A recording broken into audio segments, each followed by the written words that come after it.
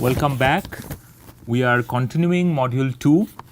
In this module, we have emphasized that electronics are way too slow to measure both pulse electromagnetic oscillation as well as intensity profile.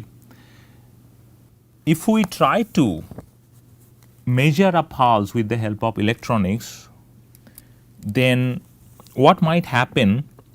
A time sensitive detector emits electrons in response to photon. Let us say photodiode we can consider, and a photodiode, whenever I shine light on it, it will give me an electrical response, and that electrical response can be monitored with the help of an oscilloscope. Time sensitive detectors including photodiodes and photomultiplier tubes. They are way too slow, that we have already pointed out. They have very slow rise and fall times, and that gives you the response time, which is nanosecond. So, the whole procedure, how long does it take to capture the light from here and plot it in oscilloscope, this whole time scale is going to be 1 nanosecond. Let us assume that it is 1 nanosecond. Therefore, if I have a pulse of 100 microsecond duration, then with the help of electronics, I will be able to see 100 microsecond pulse. I will be able to plot it, because for an 100 microsecond pulse, electronics is faster and I can plot it. For 100 nanosecond pulse, I can plot it and I can see 100 nanosecond. But if I shine femtosecond pulses to the photodiode, let us say 100 femtosecond pulses going to the photodiode, then what will happen? Photodiode and oscilloscope both will show me a pulse of 1 nanosecond. That is all. And this is a big surprise. Okay, electronics cannot measure the variation of this 100 femtosecond variation of the profile. It will just give me a slow response of its own, which is nanosecond response. So, any femtosecond pulse we try to monitor with the help of electronics, that will become broad response, electronic response in the oscilloscope. We cannot just measure the intensity profile with the help of photodiode coupled oscilloscope. But if it is nanosecond pulse, I can measure, because the response time is equivalent to the nanosecond. Slow detectors, I have already pointed out, always we will measure time integrated intensity, time integrated intensity. So, V signal, if it is a slow detector, then what I will get is a time integrated over minus infinity to plus infinity IT dt. This is what I will measure, and this is nothing but energy content of each pulse. What I measure is basically can be connected to the energy per pulse. Thus, detector output voltage is proportional to the pulse energy only. The slow response time of available time sensitive detectors does not permit us to make time domain intensity profile measurement of ultrafast pulse. We cannot measure just femtosecond pulse or picosecond pulses with the help of the electronics. We have to use the pulse intensity profile to measure its own intensity profile, and this kind of measurement is called intensity autocorrelation measurement. So, I have, let us say, 100 femtosecond pulse. What I have to do, I have to use this profile to measure another 100 femtosecond pulse. I am correlating this pulse with this pulse. That is why it is called correlation measurement.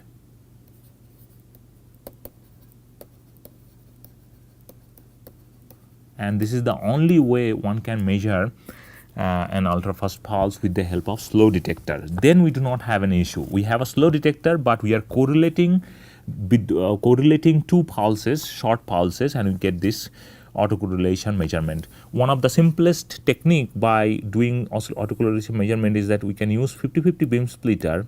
This we will study very soon in the pulse measurement content. In the context of pulse measurement, I can have 50-50 beam splitter. 50-50 beam splitter will split the beam by 50% of its parent intensity, and then I can reflect back, and then I get these two pulses. Now, depending on the path length difference between these two arms, this is more like a Michelson interferometer, and depending on the path length between here to here and here to here, this path length difference will decide what is the delay between two pulses. And this delay, as a function of delay, if I use a BBO crystal and produce 400 nanometer from 800 nanometer, these are parents are 800 nanometer, let's say, then I can check with a power meter how much energy I get. Then I can plot as a function of tau. As a function of tau, I can plot this energy of 400 nanometer beam, and I can get a points at different delay. And this is a profile which we call autocorrelation profile that can be directly connected to the intensity profile. That can be done. So, this is a way to measure the pulse. Direct measurement with the help of electronics is not possible. We have seen that a Gaussian envelope can be used to represent an optical pulse field envelope. That we have seen. We will draw one more time. This is an important concept. We should remember that if I plot a pulse, I'll plot it like this way. This dot line is the field envelope. Then this green line is the carrier wave oscillation,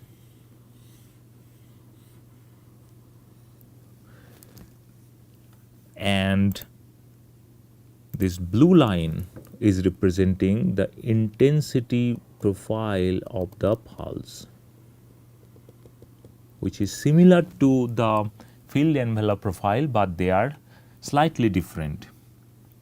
And whenever we say pulse duration, we have to remember it is the full width half max of the intensity profile. This delta t is the pulse duration connected to the full width half max of the intensity profile. So, now this is representing an isolated propagating pulse, and this Gaussian function representing the envelope function. Intensity can be given by this, because I is nothing but E is star multiplied by its complex conjugate. We have seen already in this module that this is the expression which is valid for the intensity profile, and then we can always get Fourier transform of this time domain pulse to get the frequency domain. So, which means that I can get Fourier transform of this time domain pulse and I get the frequency domain. And once we get the frequency domain field, then I can again take the power spectrum like this way, and power spectrum looks like this. So, if we look at these two pulses, what does it mean? This intensity profile, if we look at it, intensity profile is centered at t equals 0. This is t equals 0. Profile looks like e to the power minus 2at square. On the other hand, corresponding spectrum after Fourier transform, corresponding spectrum which we measure is S omega, not E omega.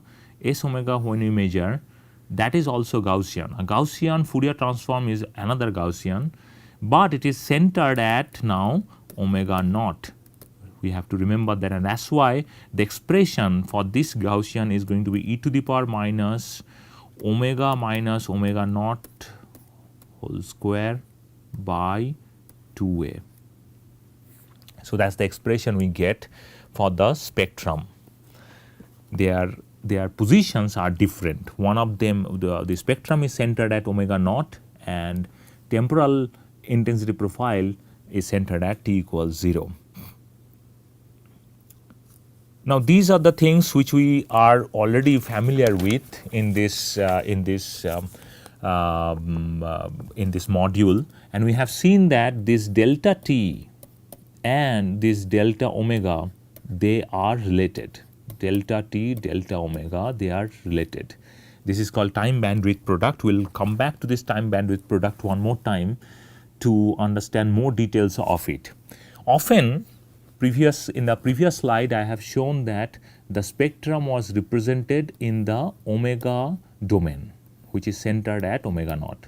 But often when we talk about spectrum, we represent spectrum in the lambda domain, which is the wavelength domain.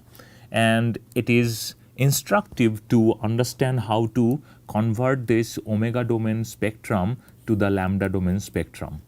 And that can be done very easily. Omega, which is angular frequency, which can be represented by 2 pi nu. Nu is optical frequency, which is nothing but 2 pi c by lambda.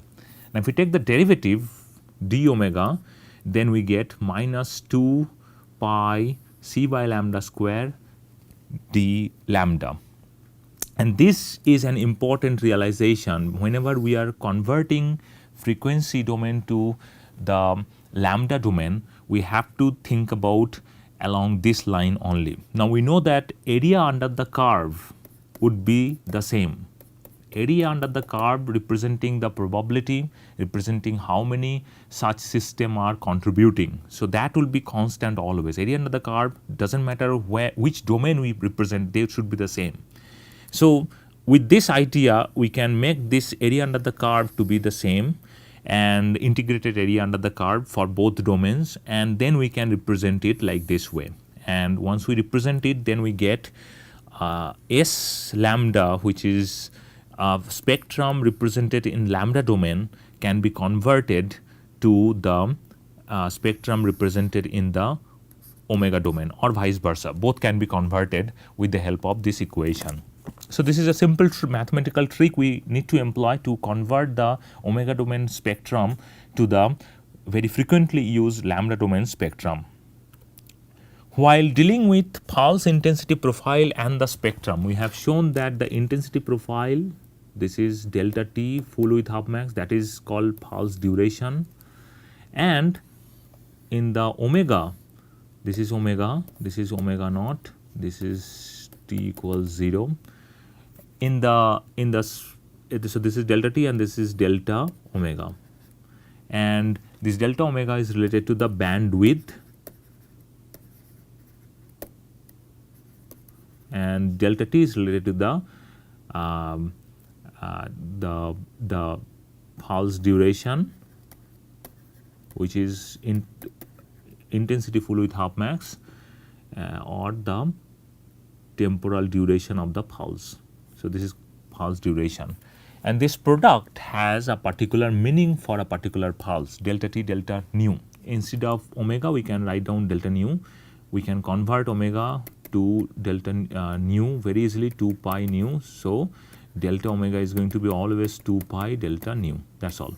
We can convert that very easily.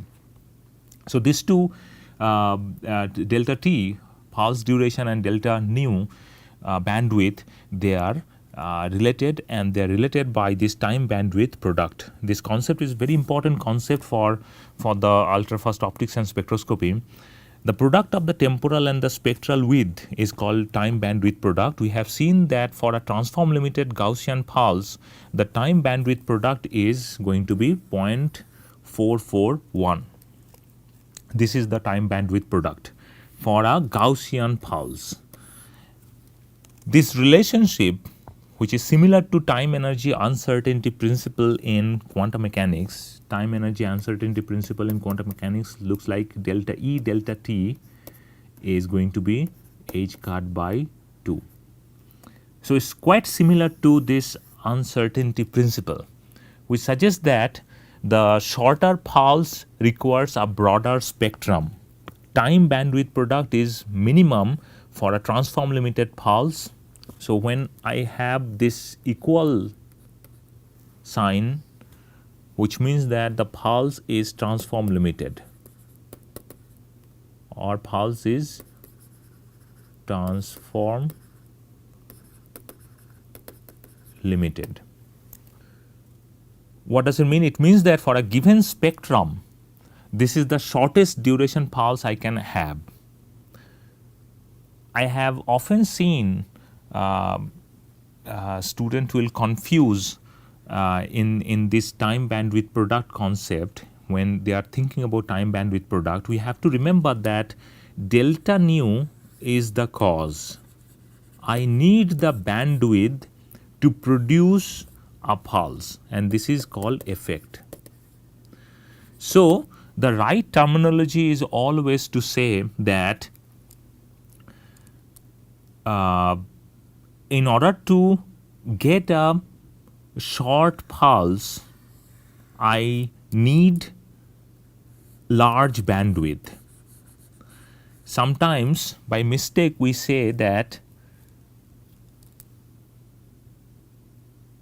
if I can reduce the pulse duration, the bandwidth will change. I cannot change the bandwidth. Bandwidth is something which is a characteristic of the source. So, for a particular source, if I have a source, for a particular source, delta nu is constant.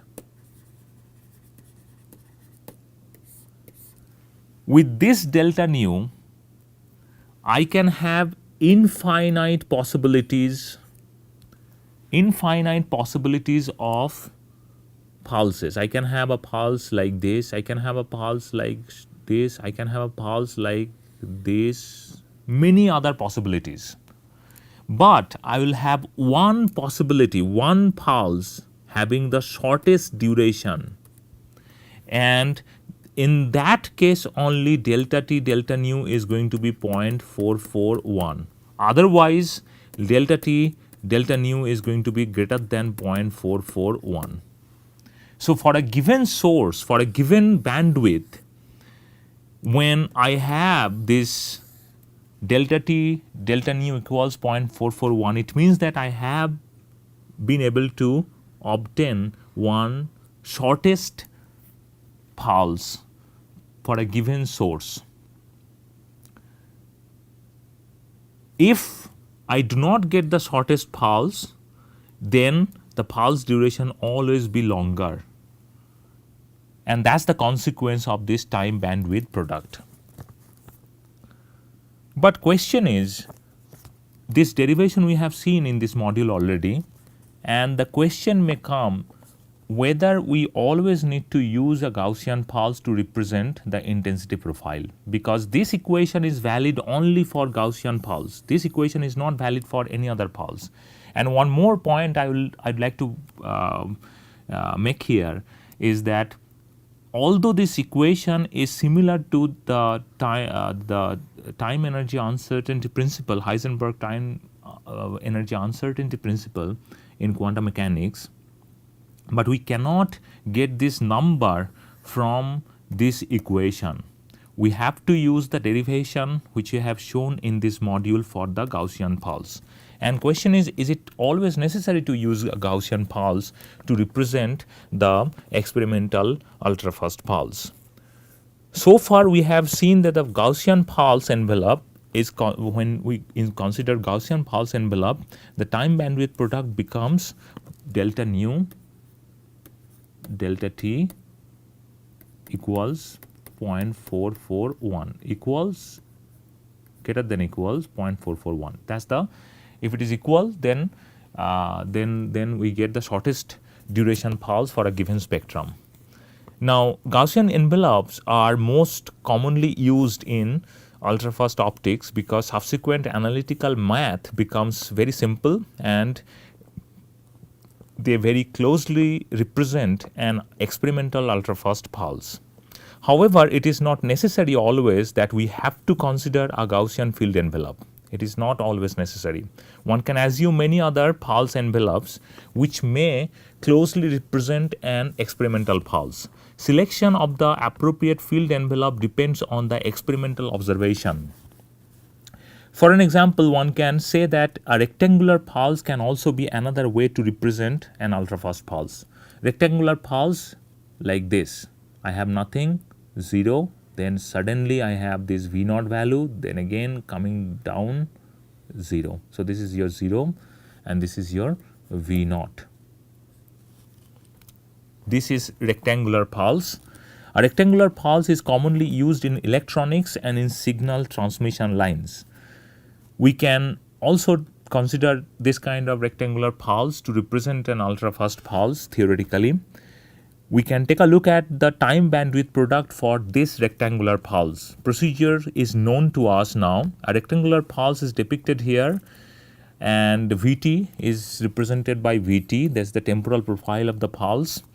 And we know that when we get this V naught, the maximum amplitude at this time only, these two times, t minus t by 2 and t by 2. It is centered at t equals 0.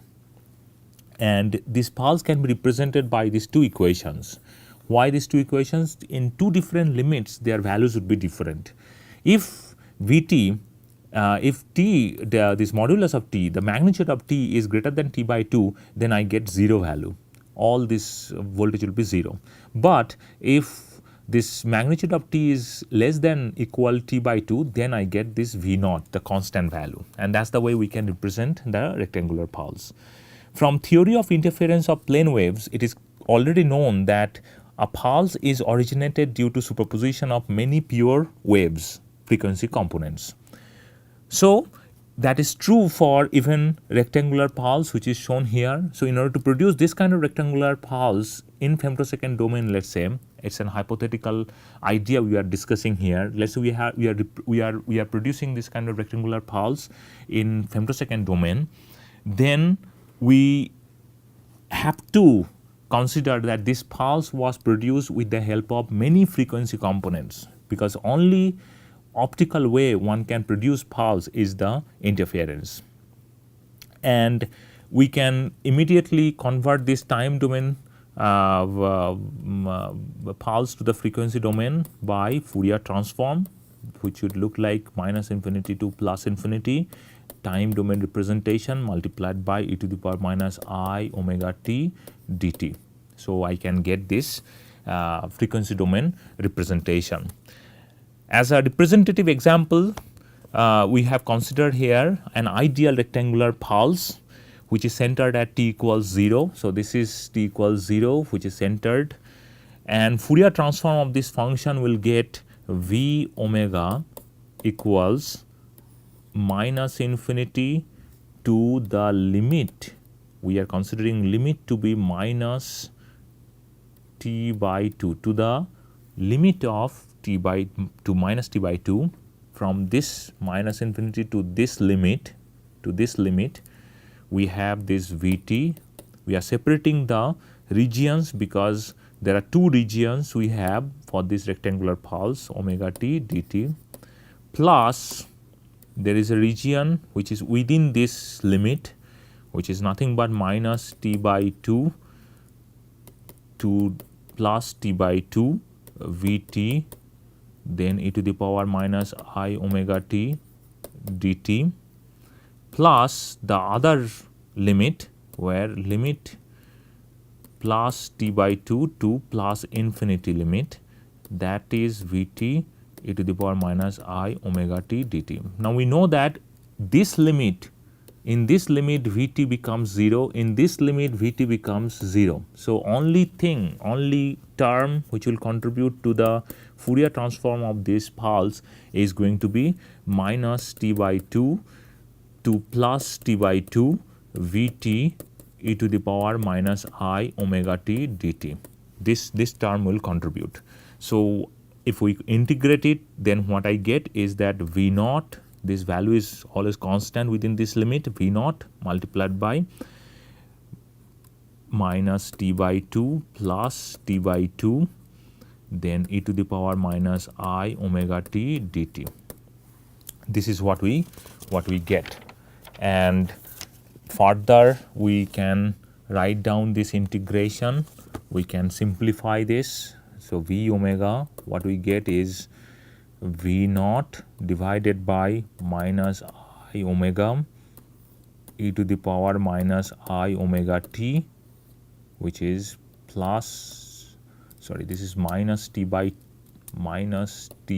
2, this is plus t by 2, and within this limit. So if I insert it now, I'll get V naught divided by I omega into e to the power I omega t by 2 minus e to the power minus I omega t by 2. And this expression, we know this expression, this is like e to the power I theta minus e to the power minus I theta, which is nothing but 2I sin theta. We can write down this V naught divided by I omega 2I sin omega t by 2, which can be rewritten as V naught t sin omega t by 2 divided by omega t by 2, which is nothing but a cardinal sine function V naught t cardinal sine function omega t by 2. This is nothing but sin x by x, which is representing the cardinal sine function. So, the frequency domain function is going to be represented by this cardinal sine function. And if we look at the cardinal sine function, the power spectrum is going to be then the power spectrum can be represented by this PW, which is nothing but VW square modulus and of B omega, which is nothing but V naught t whole square cardinal sine function square omega t by 2. The power spectrum is plotted here, and this is the plot we have, and it is evident that Vt, the rectangular pulse, contains many frequency components. All these frequency components extended up to plus infinity we have, okay, theoretically. So, theoretically from 0 to plus infinity, all these frequency components we have. The amplitude of a cardinal sine square function decreases by a factor of half when this omega t by 2 becomes 1.39. This is very well known number. We will use this number in nonlinear optics as well. Any cardinal sine function, when you write down this sine x by x, which is nothing but cardinal sine function, this cardinal sine function will drop to its maximum intensity when x is 1.39. So, we can use this only positive component of the frequency. See, negative frequency is nothing but mathematical artifact. It is just as given to me because we have taken the both complex conjugate and the complex number. So, we have to avoid considering this negative frequency component. Negative frequency does not mean anything. We have to consider only positive frequency component, and we would like to find out what is the full width half max for this. And for that, we are saying that it is delta omega t by 2, that is nothing but 1.39, coming from this characteristics of cardinal sine function, and from that we get the time bandwidth product of a rectangular pulse, which is nothing but 4.443, which is quite similar to quite similar to the ultrafast pulse for a Gaussian pulse. We'll stop here and we'll continue this module in our next lecture.